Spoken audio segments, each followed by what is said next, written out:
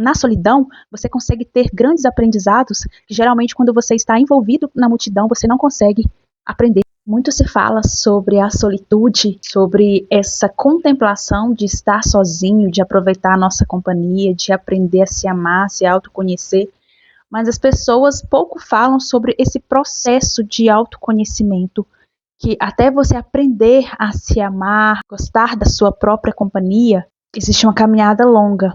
E muitas vezes a solitude nem sempre se dá por opção da pessoa. Às vezes o que acontece é que a pessoa se sente tão excluída da sociedade que ela aprende a viver com a solitude. Não estamos falando aqui de solidão. Então, hoje eu vou falar com vocês aqui sobre o meu processo de solitude. Como que eu aprendi a contemplar a minha companhia, como que eu aprendi a gostar cada dia mais de estar sozinha, de não ter essa necessidade de sempre estar rodeada de pessoas, de amigos, a necessidade de frequentar lugares somente se eu estiver acompanhada de alguém. 2018, eu digo que foi o ano que eu realmente fui quebrada. Sabe quando você é moída? E que nesse processo, né, de moer, assim como o efeito azeite, que é feita aquela prensa com a azeitona, o processo ele é doloroso, não é mesmo? Para mim, 2018 foi isso, foi um processo que eu passei. Eu passei por muitos problemas pessoais, eu perdi a minha mãe em 2018 e aconteceu outras tantas coisas também que me fizeram aprender a olhar para o meu interior, a reconectar com Deus, a aprender a ouvir os meus pensamentos, porque eu sempre estava rodeada de pessoas. Até que nesse ano eu aprendi a ficar sozinha. E de tudo eu digo que foi uma experiência dolorosa, mas que me fortaleceu de uma forma que eu não sei te explicar. Me fortaleceu de uma forma que hoje, se eu precisar ir sozinha, fazer uma caminhada, lanchar, ir ao cinema, viajar, tudo isso eu consigo fazer. Porque em 2018 eu aprendi a começar a caminhar sozinha. Então, o que eu falo para vocês é que aprendam a desfrutar da sua própria companhia. Aprendam a ter momentos de solitude, momentos que você não precisa estar conectado com as pessoas, acredite. Isso vai agregar demais na sua vida. A gente vê muito isso na Bíblia, né? Todas as vezes que as pessoas precisam se conectar com Deus, elas estão sozinhas. Mateus 6 já nos fala, né? Quando que a gente vai orar, entre para o seu quarto, feche as portas, ou seja, é você e Deus, Deus e você. Então, muitos momentos da nossa vida vai ser somente nós e Deus. A gente aprende isso com Jesus também. Quando Jesus estava para ser morto, ele pediu aos apóstolos para vigiarem e orarem.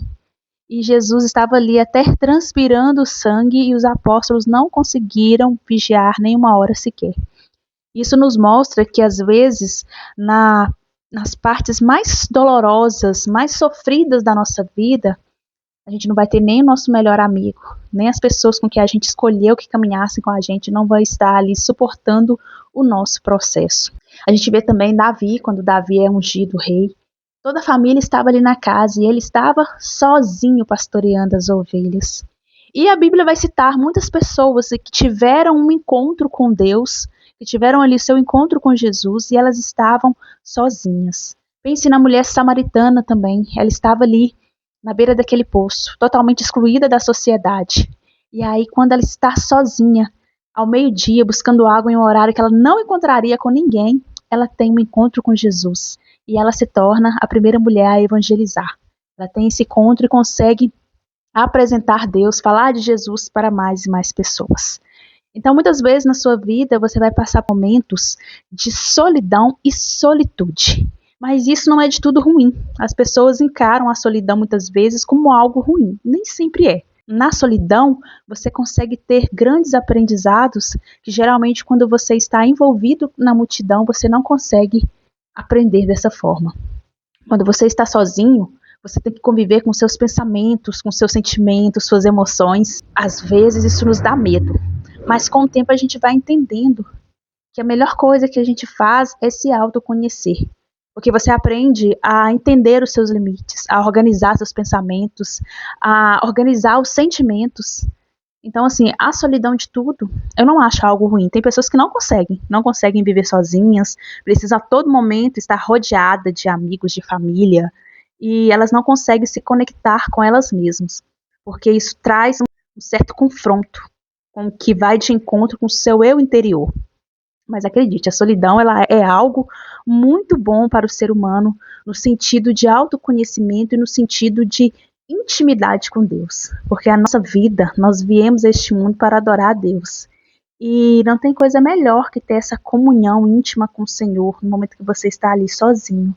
Só você e Deus. Você ora, você fala, às vezes você está ali só pensando nas coisas que vêm do alto.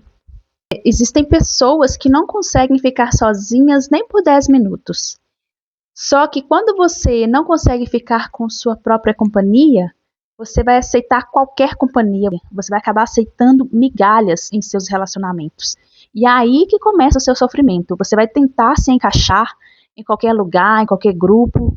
E muitas vezes esses grupos eles não vão valorizar aquilo que você tem de diferencial, aquilo que você pode trazer para agregar. Você vai estar ali apenas com mais uma pessoa, porque você não sabe simplesmente ficar sozinho. Você precisa a todo momento estar ali impondo a sua posição, impondo a sua presença em grupos, em lugares que não te cabem.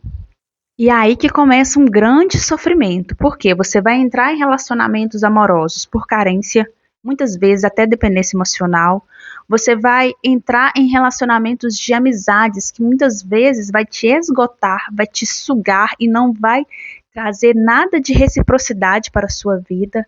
Porque quando você está sozinho, o silêncio te confronta. E isso faz com que você corra automaticamente para estar ali a todo momento envolvido com pessoas. Então, aprenda a ser só. Não estou falando de ficar sozinho, ficar isolado, não, porque nós somos seres sociais, nós nascemos para socializar. Só que existem momentos na nossa vida que a gente precisa entender que é necessário ficar sozinho, até mesmo para você organizar projetos, para você começar a se dedicar a coisas que realmente vai agregar na sua vida, é necessário esse momento de solidão, de solitude. E a gente tem que entender que a solitude ela é uma construção. Você aprende a lidar com as suas dores, com os seus medos, com as vozes que nos confrontam muitas vezes. Então, a solitude ela é um processo dolorido, eu vou falar assim com vocês, mas é um processo que faz a gente amadurecer, crescer como pessoa, aprender a desfrutar da própria companhia, e a gente aprende realmente a se autoconhecer. Então, o que eu digo para vocês é, para passar por esse processo de solitude, esse entendimento, uma das primeiras coisas é você parar de se abandonar. Parece que você está sempre atrás de todo mundo e sempre se abandonando, sempre deixando as suas emoções em último lugar. Não, comece a se priorizar. Primeiro você tem que estar bem com você para você poder atender a demanda das outras pessoas. Aprenda também a ter prazer na sua própria companhia. Ah, tá sozinho?